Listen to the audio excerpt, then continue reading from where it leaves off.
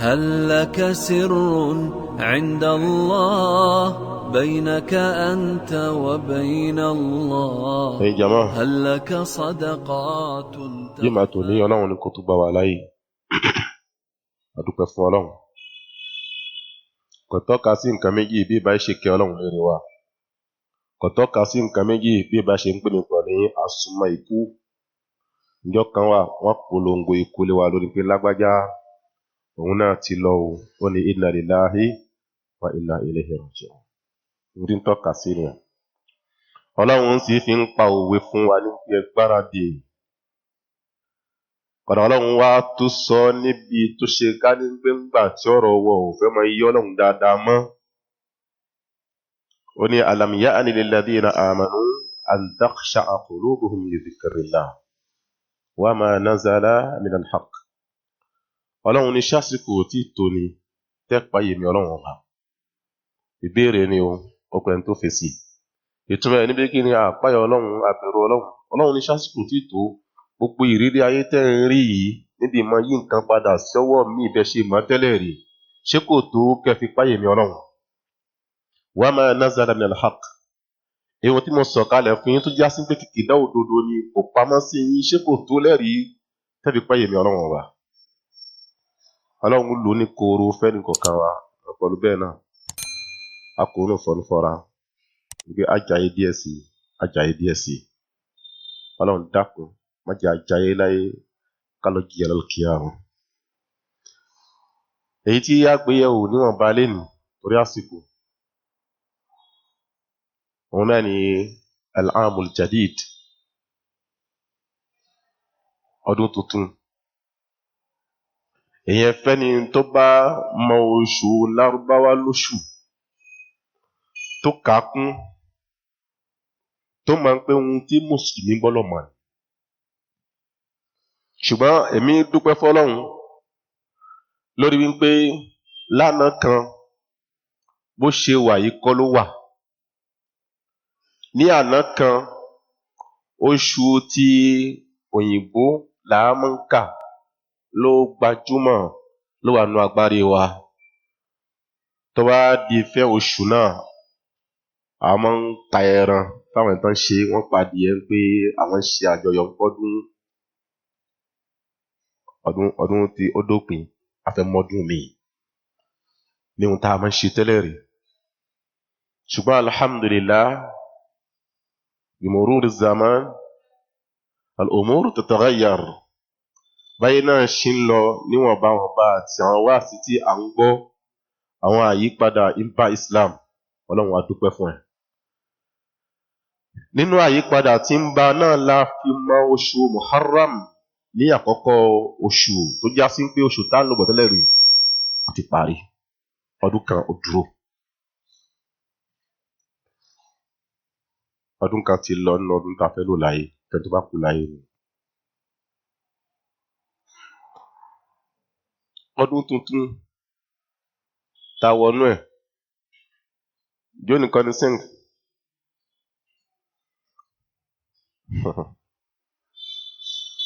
a bẹ̀rẹ̀ ìgbésí ayé mi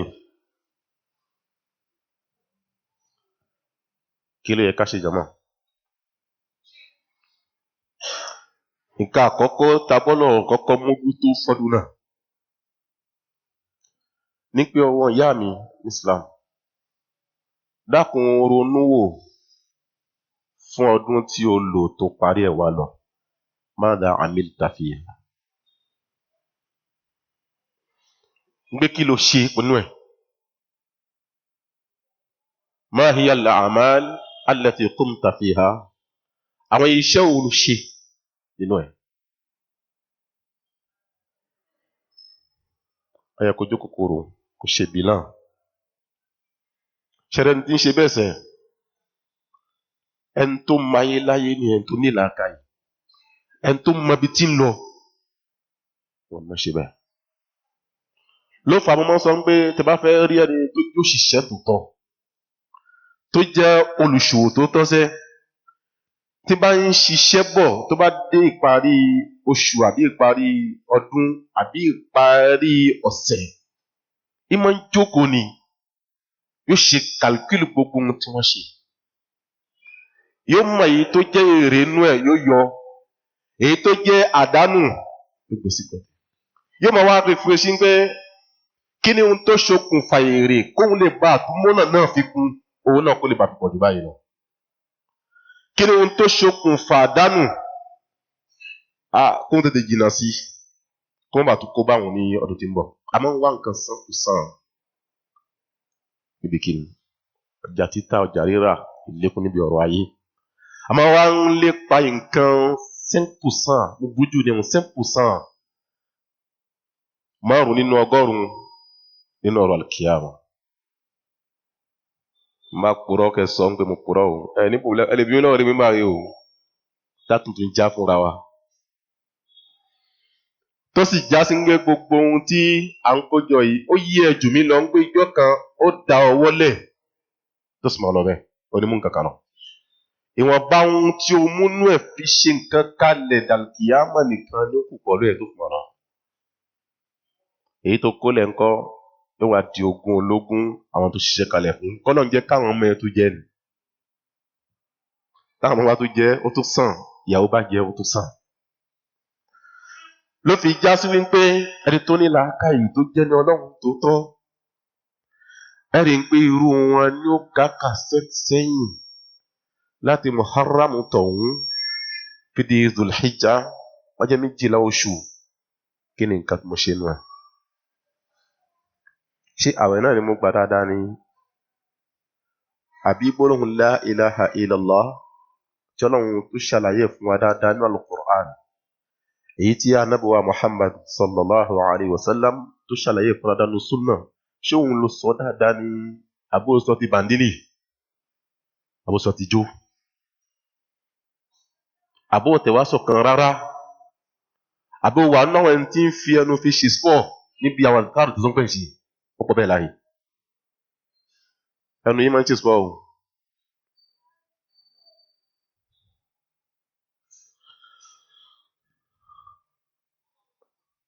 ọyẹ kòrò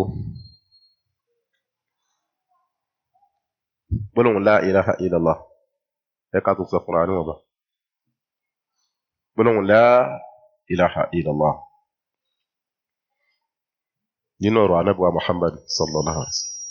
látọ́lọ́hun ṣàlàyé wọ́n ní gbólóhùn yìí wọ́n ní tó máa gbé balance kalẹ̀ nígbà tọ́lọ́hun ṣàlàyé nínú ọ̀rọ̀ wọn àdìtà náà nínú tó máa gbé balance kalẹ̀ gbólóhùn náà wọ́n sọ dìbì tọ́kọ̀ cat kékeré àní ọlá tó wà fún ọlọ́run ní tó máa gbé sérí balance tọ̀tún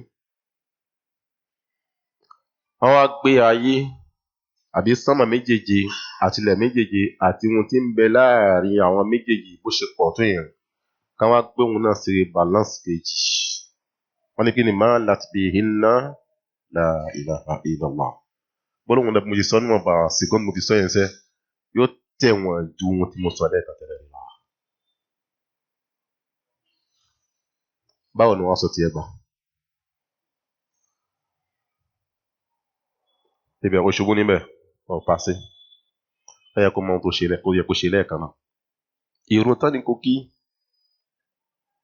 báwo lọ kírun náà gbà láàrin ọdún náà tó fi parí ẹ yẹ kó rí fún ṣílérí ẹ àwẹ̀ Ramadan tán ni kò gbà báwo ló gbà àwẹ̀ ẹ yẹ kó rí wò lérí ẹ Ọlọ́run ọba àlekè ọlá ó pàṣẹ pé ọmọ ìyá mi òun ṣiṣẹ́ láyé ó sì ń jèrè ṣùgbọ́n ohun tí mo fẹ́ lọ́dọ̀ ẹni bí kí ni gbogbo owó tó ní láyé sẹ́ mọ́ gbàgbé ń pè mí mo fún ẹ mò ń fẹ́ lọ́dọ̀ ẹ wí pé gbogbo owó náà papọ̀ àtọ́jú owó àtèrè kó pín sí ọ̀nà 40 ọyọ kan nínú ẹ̀ kó yọ kó gbé fáwọn èèyàn báyìí láyé láwọn èèyàn 8 tí mo kà gbé rí ọ̀nà tó yẹ kí yẹn gbé gbà fún wọn ọmọ ìyá mi jẹ́ ó ṣe ọba sí nínú wọn ọdún náà ó pàdánù ẹ̀ orí nǹkan rí ṣe ọdún náà ṣòwò náà dẹ́rù bẹ́ẹ̀ ni pé ó ti pọ̀ jù Taba ní milliard, à diviser par 40, on fait quoi yọkan náà? Million yìí ti pọ̀ jù. Ó ju owó tó fi bẹ̀rẹ̀ òwò lọ.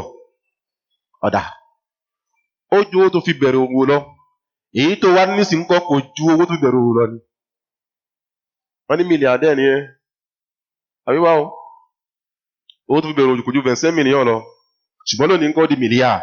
Ta ló ní kó mọ lékún tó fi á di milliard? Ẹni tó ní kó mọ lékún náà tó fi di milliard náà, iṣẹ́ tó ń ṣe kò ká páńkókó náà kó di bẹ́ẹ̀ o. Ọba náà ní wọ́n ń pàṣẹ nísìnyí pé kí ni? Wà á tu zaka. Ìyọ́nú zaka náà kò gbé fáwọn èèyàn kan láyé. Má gbé fáfọ́jú kó pin o. Gbẹ̀fẹ́ni tó rí ìran tó mọ̀ nípa ìsìlámù kò pin. Báwo ló ṣe gbà? Tó bá di pé o ṣe dáadáa, ẹja sí ìgbìwọ́n náà kọ́ ó pàṣípò jẹ́ ọdún ayé ẹ̀ láti gbà náà di sí oṣù 12 ìṣòfò lásán. Kásẹ́yìn, kò wọ́n pé àwọn ta làwọn ẹni tó ṣàbòsí fún láàrin oṣù náà. Nínú kó ṣàbòsí fẹ̀mí ara ẹ̀, bí kò mọ fìyà fi jẹrẹ àbí kò mọ pèsè ìyà fún rẹ̀ níbi àwọn ẹ̀ṣẹ̀ tó bá ń gbẹ̀ṣẹ̀ ó ń pèsè ìyà fún rẹ̀ ni ó ń ṣàbòsí ẹ̀mí ara ẹ̀. Àbí kò ṣàbòsí ọba tó dá ẹ lérí pé kò mọ̀ sí nǹkan mí lẹ́yìn Ọlọ́run ọba. Àbí kò ṣàbòsí àwọn ẹrú sí Ọlọ́run ọba nínú kò ṣàbòsí ìyá ẹ, kò ṣàbòsí bàbá ẹ níbi àìmọ́ fún wọn ní ẹ̀tọ́ tó yẹ kó fún wọn lásìkò tó yẹ kó fún wọn sí. Tí ẹ ọmọ wa pààrà pé Àkànní ó sì gbówó náà ránṣẹ́ sí mi, ẹ ṣe sùúrù ń gbé ránṣẹ́, tí wọ́n ń pásìkò náà le àsìkò ta ló ń la wa. Inna lillahi wa inna ilayhi raji'un. Ó tún sọ bẹ́ẹ̀ mọ́ òun. Èyí ò tún mọ wá kí ẹ yóò mọ kunrin èyí lọ́tọ̀. Ǹjọ́ yẹ kí ẹ béèrè. Tó bá wá gbé fún ẹ lẹ́yìn ìgbà tán béèrè títí èèyàn tó yí ṣe birrul walidayni mọ́. Wọ́n ti wọnú nǹkan ni. Ara yẹ ò yá. Ọyọ dí mi fún oyọ tì láyé ẹ. Nínú 100 mil tọ́lọ́run fún ẹ fi rewé fún yẹ. Àbòsí ni o. Bí àyẹ̀ bá rọ ẹ lépè, ò ní mórí bọ́nú ẹ̀ tálíkì àmọ́ òkèdè. Láàrin ọdún náà láti ṣe. Ẹni tí ìyá rọ lépè, bàbá fún lépè, ó yẹ ṣe wá bọ́ kútúbà nísìn, àmọ́ kó tó délé yìí ẹ̀ ti bọ́ sálíkì àmọ́, báwo ni bá ṣe ti ẹ̀gbà? Ọlọ́run kó là wá nínú ẹ̀wọ̀n. Ǹjẹ́ àbòsí tó ṣe fún yẹ lọ́bá yẹ kó tó bá? Wọ́n ní ṣerú ẹ̀ mọ́. Bákan náà ń kọ́ àìmọye àbòsí tó ṣe fún àwọn ọmọ tó bí.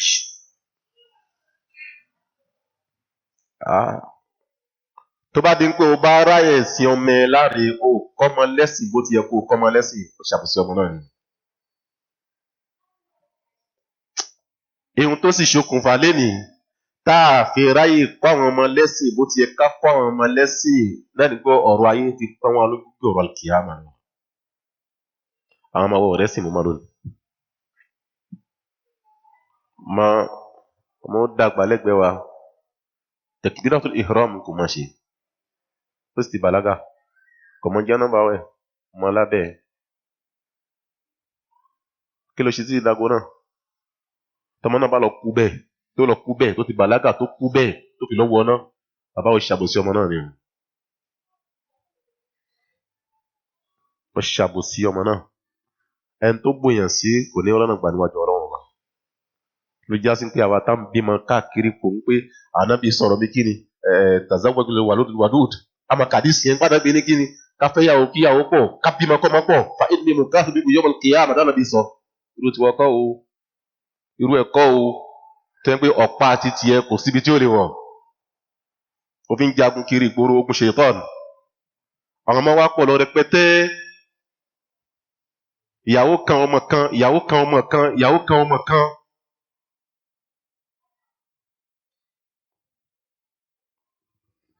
Níbo lọ fẹ́ gbégbà lálùkìyámà? Ọmọ wa pọ̀ lọ rẹpẹtẹ. Wọ́n náà wá jókòó wá retí kọ́ ọmọ kó san ọjọ́ fún ẹ. Ọmọ san ìyà fún ẹ. Yóò san ìyà tí mo sọ pé yín dáadáa o, ìyà ni ó fi ránṣẹ́ sí ẹ. àwọn bímọ kalẹ̀ rẹpẹtẹ àfihàn mọ́lẹ̀ kò sí tọ́jú kò sámọ́gótó kankan aṣàbòsí ọmọ láàrin ọdún tá a lò wá lọ náà ni àríyàn nu wa tí ó nìyẹn ọmọ ìyá mi ṣàtúnṣe padà gbogbo àwọn títò mú káàkiri láàrin ọdún náà títí ó porúkọ níbi vet níjọ́ tí o bá wá wọn ni aláàjì mọ́sọ́ wáyé pé olórúkọ níbi vet àwọn servant wọ́n mọ̀ ẹ́ tán bá sọ pé kí ló fà á wọ́n ní náà òun wá connaissance ta ni ọlọ́mọdé akú lọ́pọ̀lọ́ gbé ìjọba gbọ́dọ̀ mọ̀ òun àwọn ọlọ́pàá gbọ́dọ̀ mọ̀ òun àwọn lọ́ọ̀yà wọn gbọ́dọ̀ mọ̀ òun ọlọ́run ní mọ́mọ́ wọn gbọ́dọ̀ yẹn sẹ́ kì í ṣọ̀nà ọtí ọwọ́ abúlé tab ọ̀dà ṣe bí ohun tó gbà lérò pẹ̀lú orúkọ tó sọ rẹ̀ nílé ọtí nìyẹn láti gbà náà dì sí rosita wo lórí jẹmọ béèrè ìwọ àtẹni tó sọ wípé mi pẹ̀lú wọn ò jọ lọ́rọ̀ àyàfọ́ tó dá wa nìkan ṣé kankan lẹ́yìn méjì àrẹ ọdún náà ni gbogbo àwọn ẹni tó gbá ó gbá wọn ó padà hàn sí wọn kó gbá wọn wọ́n fẹ́ gbé ẹjọ́ dìde yẹn tó bá gbé dìde ọ̀rọ̀ ayé mọ́ ọ̀rọ̀ di màláíkà kú tí ń pààyàn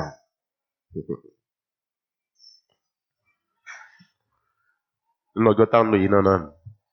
àwọn afẹ́ mẹ́rin wá ní àsìkò náà ó lé ní náà ló fa làwọn náà fi mú tiwọn náà nílé àwọn ń gbá àwọn èèyàn lọ ó gbáyàn títí ó gbá ìyá ẹ̀ ó gbá bàbá ẹ̀ ó tún gbá ìyàwó ẹ̀ ìkwárìsì kìjọ láàrin ọdún náà ni.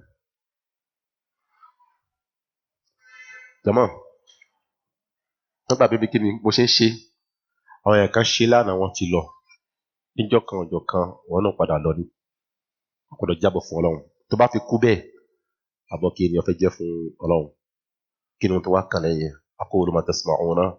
wa astaghfirullaha li wa lakum fastaghfiruhu alhamdulillahi rabbil alamin wa ashhadu an la ilaha illallah wahdahu la sharika lah وأشهد أن نبينا محمدا عبد الله ورسوله صلوات الله عليه وعلى آله وصحبه أجمعين أما بعد أقبل فولان وبابا أجارين فولان وبابا كششوني أجارين في أنبوى محمد صلى الله عليه وسلم بشران فولان كبار كي أنبوى محمد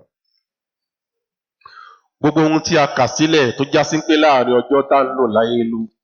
ẹ̀ ló gbà fi wá nítorí pé mo sọ pé yíyí ọjọ́ yíyí oṣù yíyí ọdún láàrin ẹ̀ láfi dọmọ náà láfi dọmọ àlùjánnà láàrin ẹ̀ láfi di olòṣì láfi di olówó láàrin ẹ̀ láfi di olóríire láfi délé ibú èsì kálukú wa kí a padà sẹ́yìn káwo nígbò tá a wà sóríire ní ẹ̀ dàbí lórí burúkú ni ẹ̀ tó wáyé ń pé kejì tí mo sọ ń pé lérí ibú ni ẹ̀ má sọ ń pé Ọlọ́run ṣàbòsí ẹ̀ Ọlọ́run sọ fún Ànábì wa Muhammad sallallahu alaihi wasallam pé inna Allaha la yadhlimu mithqala dharra wa in taku hasanatan yudha'ifuha wa yu'ti min ladunhu ajran 'azima.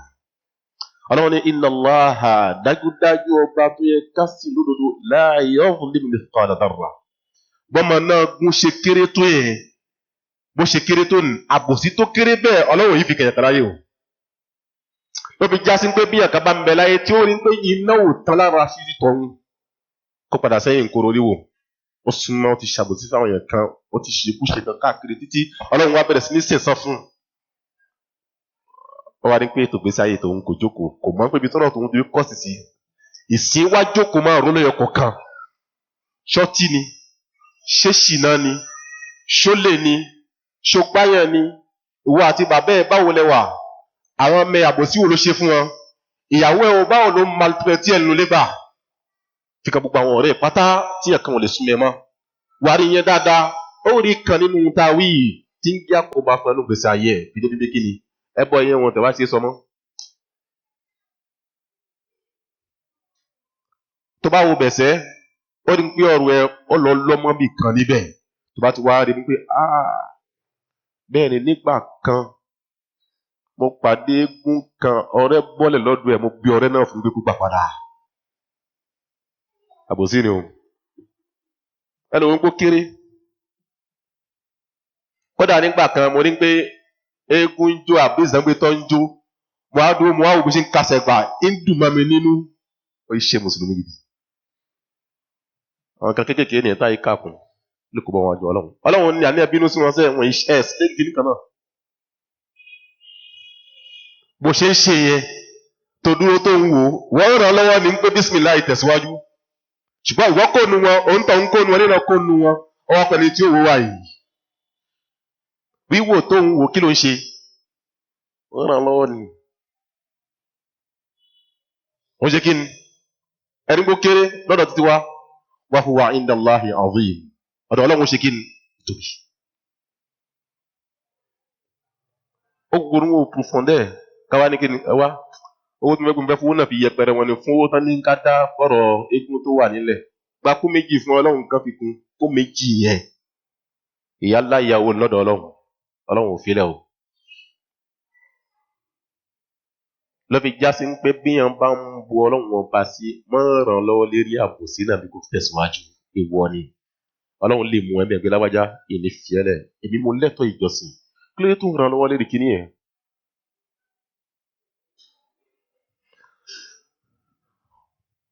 tó bá rí bẹ́ẹ̀ ń pé àwọn ọ̀nà tó gbà ní ẹ̀ tó fi ní pọ́blẹ́mù kí ló wá kàn lẹ́yìn. ọlọ́run fẹ́ràn wa o ọlọ́run ní ma yaf'alullahu bi'adhabikum in shakartum kí n fi àfi jẹ yín kò wúlò fún mi ẹ̀yin kéré sí yà àmọ́ ẹ mọ dúpẹ́ fún mi ọlọ́run èyí nìyà kọ̀ọ̀kan. ẹlẹ́kejì ọlọ́run ní wa tubu ila Allahi jami'an ayyuhal mu'minun gbogbo ẹ̀yin tẹ́ pè mí ọlọ́run bá gbọ́ tẹ́ rí ń pa ìdáná ṣe gbogbo ọ̀rọ̀ gbèsè ayé yóò tó mọ́ ẹtù bá sọ́jú mi ọlọ́run ọba ló fi já sí pé ọdún tó táwọn ọdún ẹ̀ńkọ́ kí láfi bẹ̀rẹ̀ tó bá sí ìwájú ọlọ́run àti ìdúpẹ́ àti ìmú ẹ̀mí gbé gbogbo ohun tí mo ṣe tí ò dá tẹ́lẹ̀ rí ìfẹ́ padà sí di ẹ̀mọ́ láyé àti láyé bó tilẹ̀ wò kó mọ̀ kọ́lọ́n kókó ẹnì kọ̀ọ̀kan wa máa ṣe. oṣù Muharram oṣù kan tó ọlọ́run tó pálí púpọ̀ jù pàtàkì lọ́dọ̀ ọlọ́run kọ́dà àwọn pè ní shaharullah ìdọ́fàtò tashrifi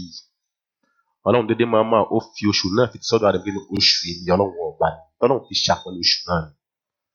ànábì wa Muhammad sallallahu alayhi wa sallam wọ́n sọ ní gbólóhùn kí ni afdalu siyam ba'da Ramadan siyam shahrullah al-muharram gbẹdà bá ń sọ pé inú oṣù tí àwẹ̀ gbígbà fi lọ́lá nínú ẹ̀ lẹ́yìn Ramadan oṣù wo ni oṣù Muharram. Ǹjẹ́ àwọn àwẹ̀ súnà tó ń gbà tẹ́lẹ̀ rẹ̀ má padà lẹ́yìn jeudi pẹ̀lú kíni lundi máa gbà dáadáa tó bá ń gbàṣẹ máa láníyàn méjì lẹ́ẹ̀kan náà àníyàn kíni jeudi àti àníyàn kíni oṣù Muharram. Ìjà sí pé inú àwọn nǹkan náà fi là ń kọ́ a lè ju oko nǹkan méjì fi pẹyẹ púpọ̀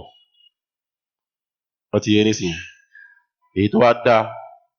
tó fẹ́ kan pa díẹ̀ tí kì í ṣọ̀rọ̀ èèyàn náà ẹni tó bá filẹ̀ kò ní problem níbi ní ká gba àwẹ̀ ọjọ́ kẹsàn-án àti ọjọ́ kẹwàá èyí tó fi dáa jù náà bó ṣe wáyé ní sunnah ti ànábì wa Muhammad sallallahu alaihi wasallam ṣùgbọ́n ànábì wa sọ ní faman sha'a sam wa man sha'a tarak ànábì sọ bẹ́ẹ̀ nípa ẹni tó bá wù kó gbà ẹni tó bá wù ṣe kí ni kò fi rẹ̀ ní sunnah ti ànábì wa Muhammad kó máa jásí pé àwa àríyàn kan gbé kí ni kò gbà àwẹ̀ náà àwa ní lágbájá kí ló tó gbà àwẹ̀ ọ̀tún sunnah ti ànábì wa Muhammad lẹ̀ oní bídíọ̀ nìyẹn díẹ̀ ọ̀dẹ́ bẹ́ẹ̀ dákun tó tọ́ lọ́hùn ẹni tó bá wù kó ṣe kí ni kó gbà ẹni tó bá wù kó ṣe kí ni kó fi ilẹ̀ kó má gbà ká wá kún fún adhkar ṣíṣe ká tún ìgò wá fún ọ fọdún tí a wọ̀ ọ́nú ẹ̀ yí báyìí ká wá kún fún ìbẹ̀rẹ̀ bí ọlọ́run dákun kọ́lọ́run kó gùn wá lẹ́mìí lórí iṣẹ́ dáadáa ṣíṣe nínú sunnah ti ànábì wa Muhammad sallallahu alaihi wasallam tánàbí sọ ànábì kí ni khayrun nas man tala umruhu wa hasuna amaluhu ẹni tó fi jẹ́ ẹ̀dá tó fi lóore jù tó lágùn láyé náà ní gbogbo ẹnikẹ́ni tẹ́ni ẹ̀ gùn pẹ̀lú iṣẹ́ dáadáa ẹ̀mí ẹ̀ ṣe kíni ó gùn pẹ̀lú kíni iṣẹ́ dáadáa. Jẹ́ kí atọrọ ẹ̀mí gígùn káwá tọ̀lọ́dọ̀ Ọlọ́run bí kíni iṣẹ́ dáadáa táfi ẹ̀mí gígùn náà kọ́lọ́run ṣe kíni ṣe lọ́rọ̀ ó ṣe pàtàkì ó gbogbo ìrun tẹ́ bá kí láyé ọmọ bẹ́ẹ̀ lọ́hùn bẹ́ẹ̀ pápá kí lọ sujud ọmọ bẹ́ẹ̀ lọ́hùn ní sujud ó ṣe pàtàkì ọdún wa tí a wọnú ẹ̀ yìí Ọlọ́run má ṣe ní ọdún òfò fún wa má ṣe ní ọdún òfò fún wa Ọlọ́run jẹ́ ká mọ ọdún náà sí dáadáa Ọlọ́run èyí tá a wá mẹ́nu léyìí Ọlọ́run jẹ́ abajẹ́lẹ̀ ká ṣọ̀pọ̀lọpọ̀ ẹ̀ láyé gbogbo àwọn ọmọ ìyá wa tán ti lọ kì í ṣe kan fọlọ́run àsìkò tó ni wọ́n lọ́wọ́ àsìkò tó wà náà tó ń jọ kan wà náà lọ́jọ́ kan ká máa rántí ọjọ́ náà ká fi mọ iṣẹ́ tó yẹ ká ṣe lọ́pàdé ọba náà ìyà Ọlọ́run bó ṣe farada o jàmá ìyà Ọlọ́run ṣe kí ni kò ṣe farada ìyà Ọlọ́run bó ṣe farada ṣùgbọ́n ìyà ẹ̀dá kò lè dọ́gbọ́n sí àmọ́ tó Ọlọ́run wọ́n máa sọ pé wọ́n ń tì ẹ̀ mọ́wọ̀n láyé ẹ̀wọ̀n mọ́yàn láyé ẹ̀wọ̀n tó Ọlọ́run kọ́ lélẹ́ yẹn o kò tí yé ní sìn tọ́lọ́run bá mi fẹ́ tì ẹ̀ mọ́wọ̀n ó ṣe ọ̀rọ̀ sọ láyé ẹ̀ kọ́lọ́mọjà wẹ̀wọ̀n ẹ̀wọ̀n tó Ọlọ́run láyé ó ju ẹ̀wọ̀n tí wọ́n lọ gbìyànjú sínú ìwọ̀n gangan lọ ó wà ń ta gbangba báyìí òun ní gbangba ní òun ṣùgbọ́n ní ẹ̀wọ̀n ló wà àmọ́ ẹ̀wọ̀n tó Ọlọ́run ni ẹni tí ń bẹ nínú ẹ̀wọ̀n ń gbádùn jù ẹ lọ kọ́lọ́run wọ́n ṣọ̀rọ̀ wa bẹ́ẹ̀ ètò ìgbésí ayé wa àtàwọn ọmọ àtìyàwó àtàwọn òbí wa Ọlọ́run jẹ́ ó dáa kórè dáadáa Ọlọ́run jẹ́ ká gbádùn ayé náà má jẹ́ àìsàn fi lò ó àìrí náà àìrí lò Ọlọ́run ọ̀fà ẹ̀ mọ́ta sẹ́ni kọ̀ọ̀kan wa ẹni àgbákò ti kàn nínú ìgbésí ayé ẹ̀ ibi tán jáwọ́ ẹ̀ lọ wọ́n ṣe nǹkan tán Ọlọ́run dákun bá fòkàn fi rọ́pò fún wọn gbogbo ẹni tẹ́mi ẹ̀ tó rọ̀ fún Islam tó náwó Islam Ọlọ́run bá rán wọn níṣẹ́ owó àwọn ẹni tí ò ní ná Ọlọ́run bá aṣàánú tiwọn náà kán lẹ́mí àti iná la hawla wala quwwata illa billahi al-ali اللهم أعز الإسلام والمسلمين وأذل الشرك والمشركين ودمر أعداءك أعداء دينك قصص لا تكشف إلا بكتابك حين ترى الله ما أحراك بهذا أن يكبر قدرك عند الله